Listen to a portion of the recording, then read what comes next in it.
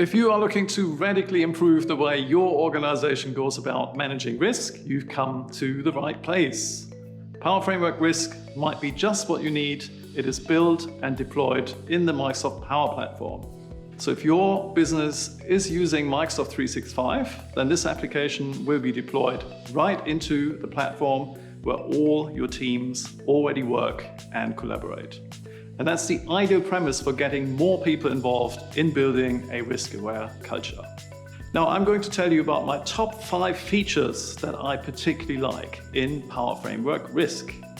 Number 1, strategic and operational risks. So this is a key categorization in the system. Strategic risks are those that are monitored by the executive board. They're continuously managed and regularly reassessed.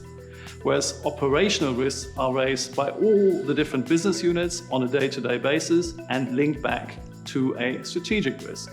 Why do I like it? Well, at the strategic risk level, we therefore have a really good view of relevant risk events happening across the organization. Great visibility when it comes to reassessing that strategic risk. Feature number 2, risk controls. Power Framework Risk allows you to build a library of risk controls. These are all sorts of measures, policies, procedures, and mechanisms to manage, mitigate, or monitor risk. So when we capture a risk, we tag the controls that may be relevant to it. And with that, we can understand which controls are most critical to improving our risk position, and we can focus on improving those with priority. And these controls can even be formally audited on a regular basis. Number 3, the related to feature. This is about relating risks to organizational context. Let's say you want to tag risk against suppliers, products, assets, buildings, projects, and so on. Now, all these data items most likely exist in some database in your organization. Using connectors, we can retrieve that data and bring it into the solution and build these relationships. This drives some really important insights. With little extra effort, you get a much better understanding of what drives risk in your business. Where are the focus points, like identifying the riskiest projects or suppliers. My favorite feature number 4 is Snapshots. Talking about better insights, this feature certainly delivers some more of those. Snapshots of risks that are stored automatically on a regular basis to provide the basis for trend reporting. And this is super valuable. Rather than always just looking at the now, this gives us the all-important historical perspective.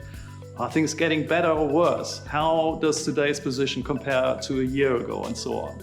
And historical data is also going to enable AI-driven predictive analysis. So if we're going to get value from our AI, this is a key driver. Perfect segue to my feature number 5, the AI assistant. One of the things we have done here is to hide all of that AI complexity behind simple buttons. So maybe I want to ask the AI assistant to give me some guidance on how to assess my risk. What should I consider? I don't have to think about how to prompt the AI to give me a relevant answer. Just click the button. It's configured to pass risk info and business context into the AI prompt, so the assistant can return the most relevant guidance. I will then review this, possibly modify and then store it with the risk.